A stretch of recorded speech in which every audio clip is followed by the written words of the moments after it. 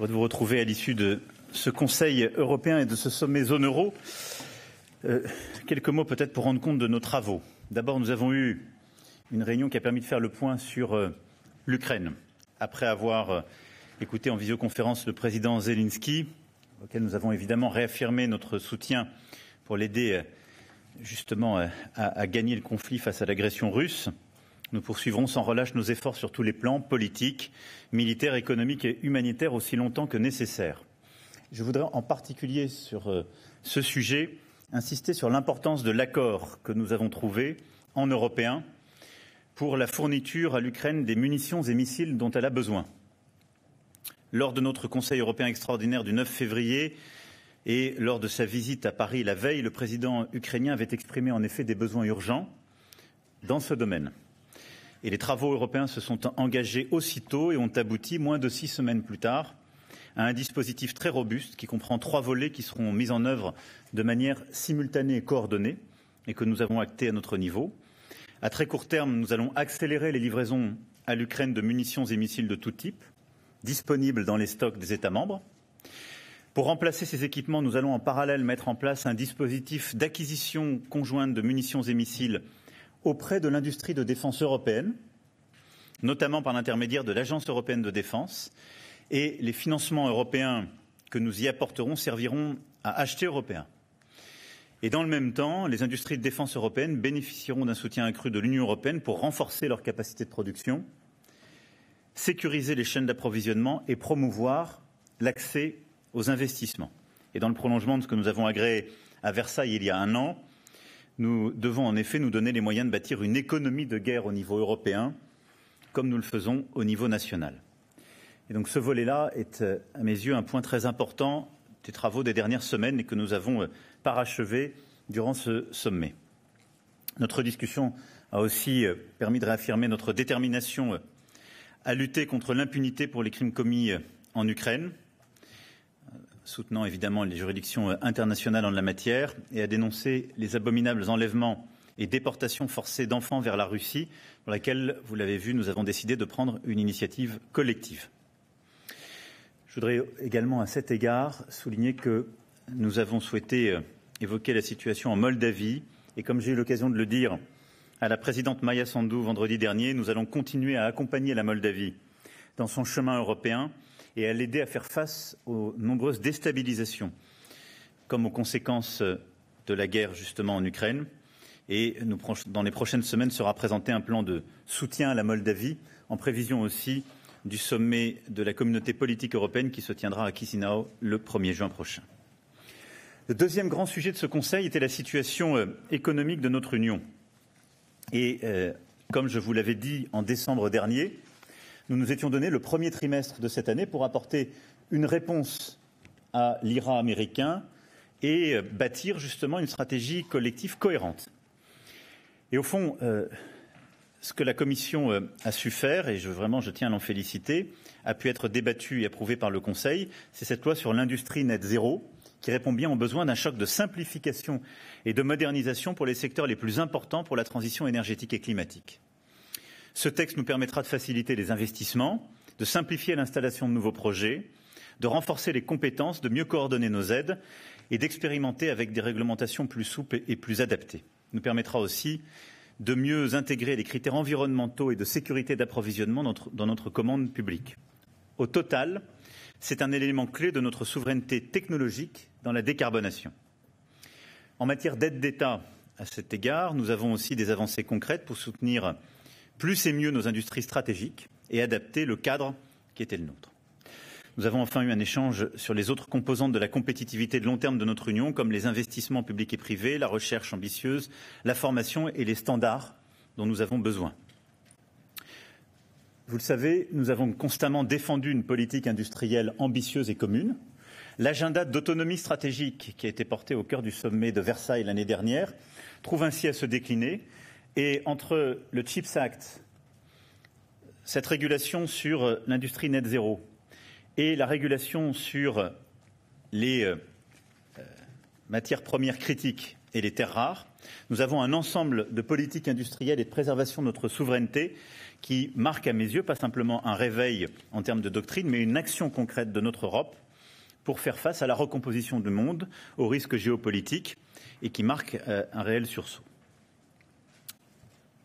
Parlant de compétitivité et de politique industrielle, nous avons évidemment évoqué les sujets énergétiques, ce qui constitue un aspect fondamental à la fois de notre compétitivité et de notre souveraineté et de notre stratégie face au dérèglement climatique.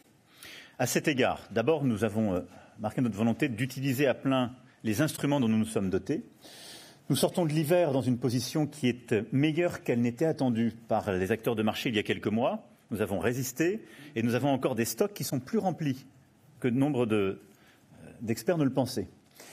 Nous avons maintenant à utiliser nos capacités d'achat conjoint pour préparer l'automne et hiver prochains dans un contexte géopolitique et international qui ne sera pas plus simple que l'année dernière. Mais nous en avons les moyens et nous avons maintenant les instruments. La deuxième chose, c'est la réforme du marché de l'électricité pour que les prix payés par les consommateurs soient plus corrélés aux coûts de production décarbonés, ce qui veut dire des prix plus stables et plus bas.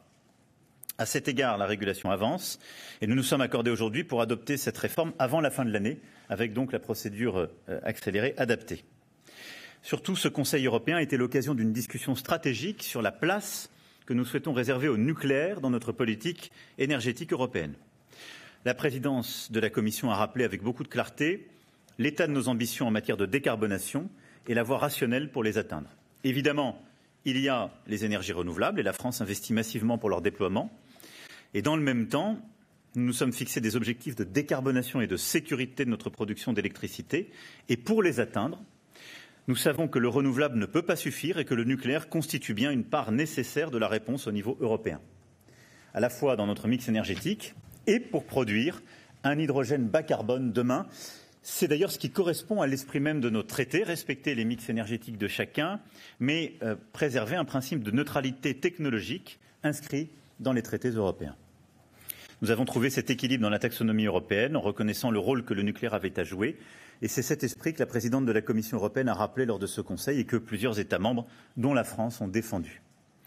Donc vous le voyez, il y a eu une très longue discussion qui s'est finie très tôt pour un Conseil européen hier soir, mais qui a permis d'aborder ces grands sujets de politique industrielle et d'autonomie stratégique, de politique énergétique et de cohérence d'une politique commerciale qui doit nous continuer d'avancer, d'être une Europe ouverte, mais tout en préservant évidemment des standards protecteurs pour notre agriculture et notre industrie.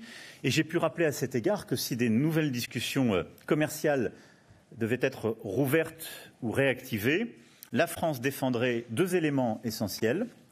D'une part, le respect des accords de Paris et de nos engagements en matière de climat et de biodiversité, et d'autre part, des clauses miroirs. Car nous saurions demander à nos agriculteurs ou nos industriels des efforts en termes de normes et de standards qui ne seraient pas exigés à des producteurs auxquels nous ouvririons nos marchés. Ce matin, lors du sommet de la zone euro, nous avons fait un point avec la présidente de la Banque centrale européenne sur la situation du secteur bancaire à l'extérieur de nos frontières. Les fondamentaux des banques européennes sont solides et nous pouvons nous féliciter de l'exigence de nos réglementations en la matière. Nous avons appris des crises passées et je dois dire que la zone euro est aujourd'hui la zone où les banques sont les plus solides car elles ont suivi de manière la plus scrupuleuse les ratios bancaires de solvabilité comme de liquidité qui sont sortis de la crise financière de 2008-2010.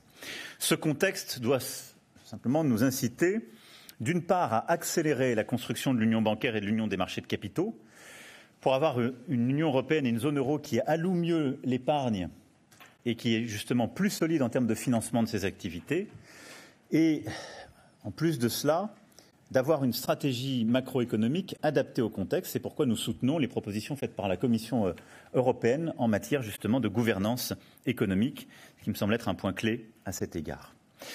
Enfin, je souhaiterais pour conclure saluer l'accord trouvé le 18 mars entre la Serbie et le Kosovo sous l'égide du haut représentant. C'est une avancée significative. Il est essentiel que les deux parties fassent preuve maintenant de responsabilité en mettant immédiatement en œuvre et de bonne foi l'ensemble de leurs obligations au titre de l'accord. Nous restons mobilisés en ce sens. Vous savez combien l'Allemagne et la France ont œuvré de concert sur ce sujet et nous continuerons de le faire.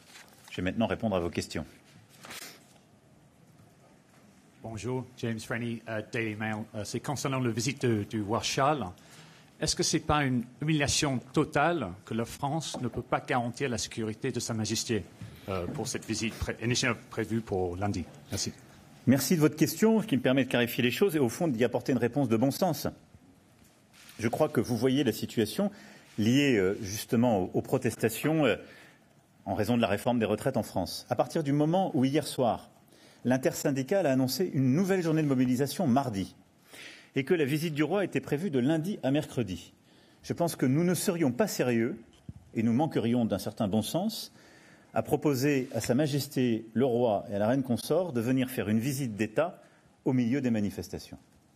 Et donc, comme nous avons beaucoup d'amitié, de respect et d'estime pour Sa Majesté le roi et la reine consort et pour le peuple britannique, j'ai pris l'initiative ce matin de l'appeler et de lui dire quelle était la situation. À partir du moment où il y avait cette journée qui avait été décidée, le bon sens et l'amitié nous conduisent à proposer un report. Ce qui eût été détestable pour le peuple britannique comme pour nous-mêmes, c'est au contraire que nous essayons de maintenir comme si de rien n'était, avec des incidents à la clé. Donc il faut organiser ça quand le calme sera revenu. Et donc nous avons proposé qu'au début de l'été, en fonction de nos agendas respectifs, nous puissions ensemble caler une nouvelle visite d'État qui corresponde à la fois à la manière de bien recevoir le nouveau roi et la reine consort, et de le faire dans des conditions qui lui permettront de profiter de la France, Paris comme Bordeaux. Je serai moi-même présent à son invitation à la cérémonie de couronnement. Bonjour, Julien Gasparuto, France Télévisions. Pour prolonger la question de mon confrère britannique, vous vous êtes exprimé mercredi et depuis on assiste à un regain de mobilisation, de violence. À l'évidence, votre message est mal passé, on vient d'en parler, vous êtes obligé de reporter la venue du roi Charles III. Est-ce qu'aujourd'hui c'est la rue qui dicte votre agenda? Est-ce que vous êtes empêché de gouverner? C'est d'ailleurs une interrogation qu'on a aussi entendue dans des délégations étrangères depuis le début de ce sommet. Merci. Merci de votre question. Je ne crois pas du tout. D'abord, il y a sur la réforme des retraites un chemin démocratique qui doit se poursuivre. C'est le travail du Conseil constitutionnel et sa décision. Il y a ensuite le reste du travail. D'ailleurs, je noterai comme vous que le Parlement a continué à fonctionner, que sur l'énergie, nous avons eu un vote à l'Assemblée, que sur les Jeux olympiques et paralympiques, le texte de loi continue à cheminer, que j'ai demandé à la Première ministre de continuer d'avancer, que dans les prochains jours, nous annoncerons notre stratégie en matière d'eau. Et donc, conformément à ce que j'ai pu expliquer aux Français mercredi, nous continuons d'avancer. Le pays ne peut pas être à l'arrêt. Nous avons des tas de défis. D'abord, pour faire face aux urgences. La sécheresse de l'été prochain et les pénuries d'eau que nous connaissons en sont une. Continuer à réformer le marché du travail et à permettre de continuer à créer de l'emploi dans notre pays en est une autre. Ce que nous avons à faire en matière, là aussi, d'amélioration de notre sécurité en est également une autre. La loi de programmation militaire qui va arriver. Donc nous avons un agenda, il va continuer à avancer. Il y a ensuite des protestations qui sont là. Face aux violences que je distingue des manifestations, nous continuerons aussi à avoir la plus grande fermeté. Et donc sur ce sujet, je condamne les violences auxquelles on a pu assister hier. J'appelle chacun à la responsabilité et j'assure de mon soutien les forces de l'ordre qui ont fait un travail exemplaire. Pour le reste, nous continuons d'avancer. Le pays le mérite et en a besoin. Monsieur le Président, Valérie Leroux de l'AFP, le secrétaire général de la CFDT, Laurent Berger, appelle le gouvernement à mettre la réforme des retraites en mode pause, comme il l'a formulé, et à engager sans tarder des négociations avec les syndicats sur les conditions de travail, sur les fins de carrière, sur l'emploi des seniors. Il demande aussi à ce que l'intersyndicale soit reçue dès que possible à l'Élysée. Qu'est-ce que vous répondez à cette proposition ? D'abord, je remercie Laurent Berger de son esprit de responsabilité et de sa volonté d'apaisement que je partage. Ensuite, j'ai moi-même mercredi indiqué notre disponibilité à avancer sur des sujets comme l'usure professionnelle, les fins de carrière, les reconversions, l'évolution des carrières, les conditions de travail, les rémunérations dans certaines branches. Et donc je suis totalement disponible, ainsi que le gouvernement, pour avancer tout de suite sur ces sujets. Et donc je suis à la disposition de l'intersyndicale, si elle souhaite venir me rencontrer, pour avancer sur tous ces sujets. Pour le reste, et la réforme des retraites, elle est devant le Conseil constitutionnel et il est évident que nous attendrons la décision du Conseil constitutionnel. Je suis donc à disposition et volontaire pour avancer sur ces sujets importants pour nos compatriotes. Bonjour Monsieur le Président, Mathieu Desmoulins pour TF1 LCI. Je reste sur la mobilisation sociale. La fin de manifestation hier, vous l'avez dit, a franchi un nouveau cap en termes de violence. On parle notamment, et on a vu ces images de la porte de la mairie de Bordeaux qui a été incendiée. Comment est-ce que vous réagissez à cette scène? Et puis, de l'autre côté du schéma de maintien de l'ordre, on a vu beaucoup de vidéos de comportements inappropriés de la part des membres des forces de l'ordre. Est-ce que ces derniers jours, sur le maintien, la sécurité des manifestations, l'usage de la force a toujours été proportionné? Je vous remercie. C'est toujours une difficulté quand il y a des moments de très forte tension auxquels sont soumises nos forces de l'ordre. Et donc je remercie le ministre de l'Intérieur et des Outre-mer, le préfet de police et l'ensemble de ses collègues, des messages très clairs qui ont été passés de rappel à l'ordre et du respect plein et entier de la déontologie. Et le soutien que j'apporte aux forces de l'ordre a, si je puis dire, avec lui, embarqué une exigence à l'égard de ces dernières, elles le savent. Maintenant, j'ai surtout vu des scènes où beaucoup de nos policiers et de nos gendarmes étaient l'objet d'agressions totalement disproportionnées de la part de militants extraordinairement violents et équipés.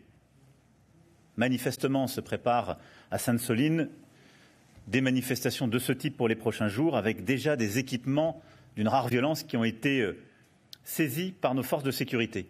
Nous ne céderons rien à cette violence. Rien. En démocratie, on n'a pas le droit à la violence. Et donc, respect plein et entier de la déontologie est exigé de nos forces de l'ordre, avec la transparence qui doit aller derrière et l'examen, mais je ne le mets pas en parallèle avec ce qui se passe dans la société. Nous ne céderons rien à la violence et je la condamne avec la plus grande fermeté. Bonjour, Fabienne Schmitt, quotidien Les Échos. Une question sur la crise bancaire. J'ai bien noté que vous aviez dit que les fondamentaux des banques européennes étaient solides. On assiste néanmoins depuis ce matin à une chute en bourse de Deutsche Bank qui entraîne dans son sillage un certain nombre d'autres banques européennes, dont la Société Générale. Est-ce qu'il ne faut pas y voir une forme de contagion des déboires liés à Crédit Suisse? Et quelle réponse l'Europe peut-elle y apporter? J'imagine qu'il en a été question lors de l'Euro-Summit. Nous en avons parlé. Je crois que ce qui se passe est assez clair. Nous sommes dans une situation très différente parce que nous avons une régulation exigeante en zone euro, avec une très grande transparence, des ratios qui sont suivis de près et une exigence d'ailleurs qui a pesé sur nos systèmes bancaires nettement supérieure à ce qu'on a pu connaître aux États-Unis d'Amérique ou dans d'autres banques. Un des problèmes d'ailleurs de Crédit Suisse étant son exposition à certains actifs américains, comme vous le savez. Donc nous ne sommes pas dans une situation comparable. Les fondamentaux sont sains et c'est ce qui d'ailleurs, par le passé, a pu coûter à la zone euro parce que nous avons été plus exigeants avec nous-mêmes. Donc il faut, quand la crise est là, savoir reconnaître où sont nos forces. Ensuite, ce qui se passe, ce sont des spéculateurs qui sont en train d'attaquer les CDS, qui sont en train de tester, avec aujourd'hui un impact, ce matin un impact sur les marchés fonds propres. Je crois que là-dessus, il faut savoir distinguer les comportements spéculatifs et des acteurs qui cherchent à faire de l'argent de court terme et les fondamentaux qui demeurent sains sous une supervision solide qui a, ces dernières années, démontré sa robustesse. Oui, allez-y. L'union bancaire, vous l'avez évoquée, elle est au point mort depuis des années. En fait, on sait que l'Italie ne veut pas la ratifier, ne veut pas continuer. Est-ce que vous en avez parlé aujourd'hui entre vous? Est-ce que vous avez le sentiment que ça va pouvoir avancer rapidement ou est-ce qu'on est toujours dans une situation de blocage? Et pour compléter, vous avez parlé de spéculation, mais je veux dire, il y a un phénomène qui est la hausse des taux, dont on sait que ça fragilise les banques. Et même si elles ont des bons fondamentaux, ça peut quand même les fragiliser, même si la supervision bancaire est bonne. Donc, est-ce que ça vous inquiète un petit peu?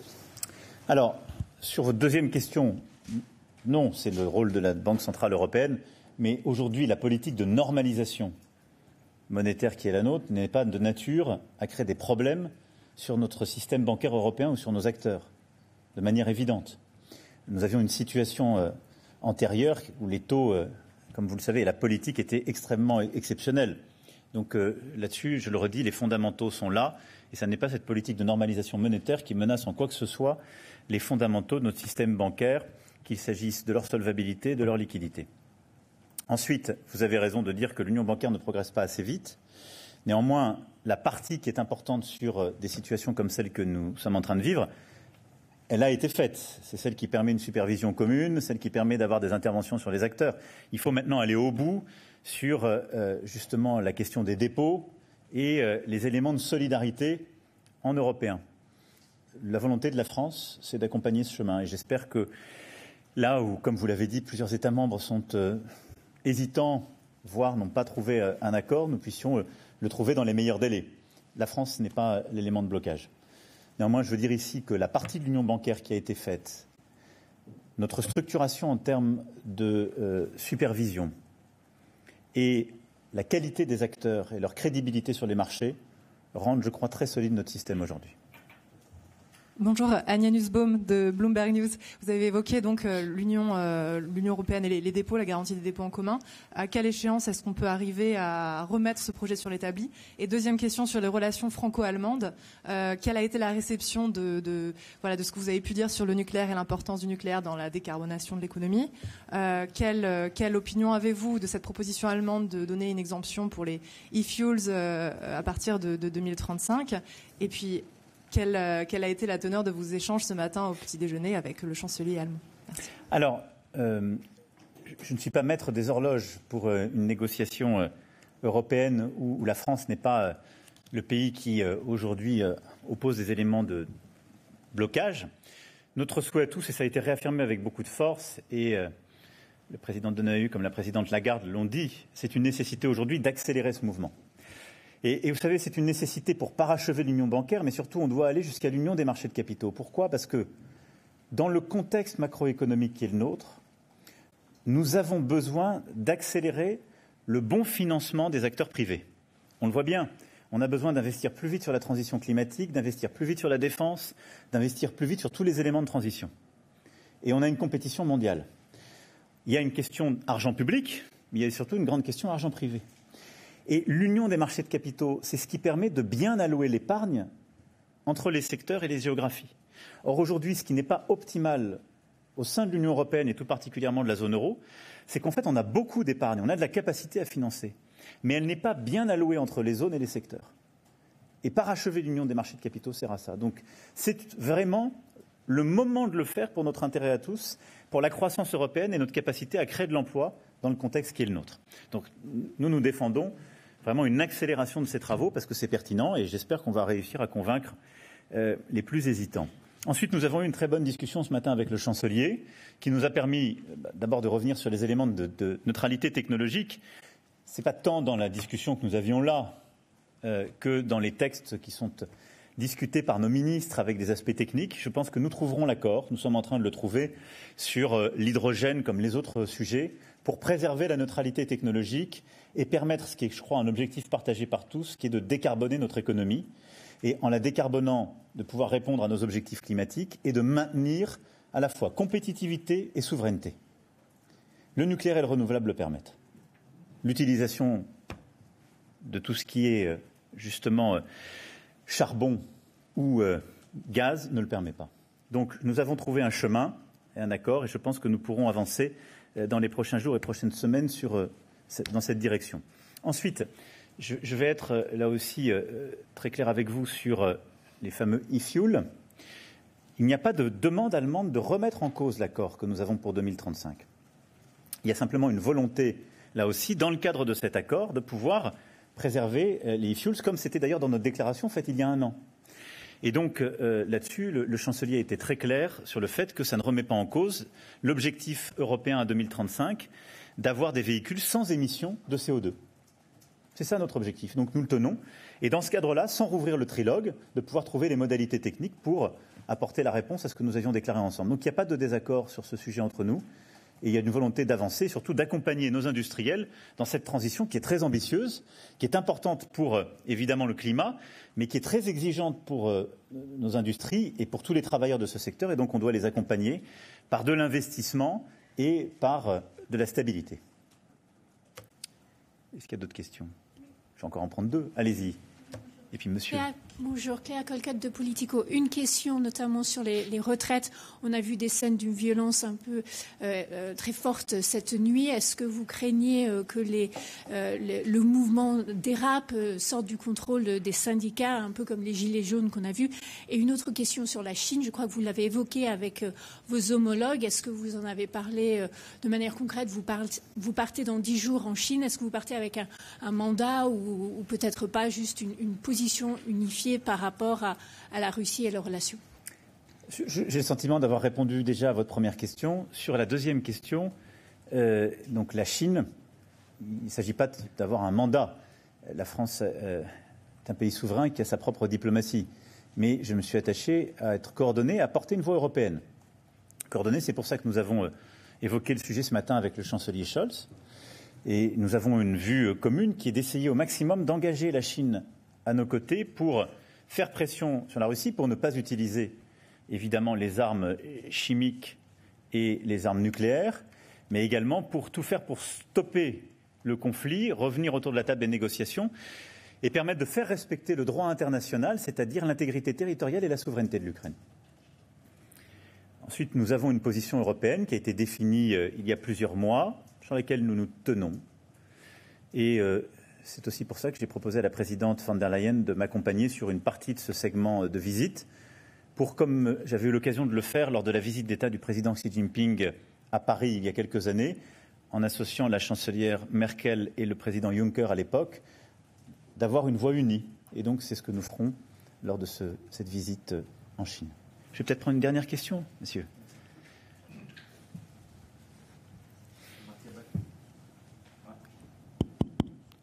Voilà, yes. Ça marche. Oui, ça marche. Mattia Bagnoli, agence italienne ANSA. Monsieur le Président, lors de votre rencontre avec Giorgia Meloni, avez-vous aplani vos divergences, notamment sur la question de l'immigration? Et partagez-vous l'analyse italienne selon laquelle l'affrontement de la Tunisie entraînerait une catastrophe humanitaire? Nous avons eu une très bonne discussion avec la présidente du Conseil Meloni hier soir, qui a permis de clarifier beaucoup de sujets, de définir en effet des voies sur lesquelles nous pouvons avancer ensemble, sur le plan bilatéral et européen. Je pense que c'est la responsabilité qui est la nôtre. Dans ce contexte, nous avons évoqué en effet la situation en Tunisie, où la très grande tension politique, la crise économique et sociale qui sévit, en l'absence encore d'accord avec le Fonds monétaire international, est très préoccupante. Elle conduit d'abord à une crise pour la Tunisie elle-même, une très grande déstabilisation du pays et de la région, et en effet une pression migratoire accrue sur l'Italie et sur l'Union européenne. Et donc notre volonté est d'agir ensemble pour pouvoir justement aider la Tunisie à retrouver de la stabilité politique, à, nous l'espérons, trouver un accord avec le Fonds monétaire international et aussi à engager des voies de coopération dont l'une des composantes est la maîtrise de l'émigration depuis la Tunisie. Car il est très clair qu'il faut d'abord comme objectif premier stabilité et chemin de croissance pour la Tunisie, dans le contexte très fragile où ce pays se trouve. Mais il nous faut aussi, à très court terme, réussir à stopper les flux migratoires qui partent de Tunisie et qui accroissent la pression sur l'Italie et le reste de l'Europe. Sur ce sujet-là, je crois que nous avons des coopérations concrètes que nous pouvons avoir, à la fois dans le dialogue avec le président tunisien et son gouvernement, avec le Fonds monétaire international, mais aussi parce que nous-mêmes, en tant que pays, pouvons faire sur le plan bilatéral et avec l'Union européenne pour la Tunisie. Voilà. Merci beaucoup, mesdames et messieurs. Bon retour à celles et ceux qui reviennent dans leur capitale et bon courage pour les autres.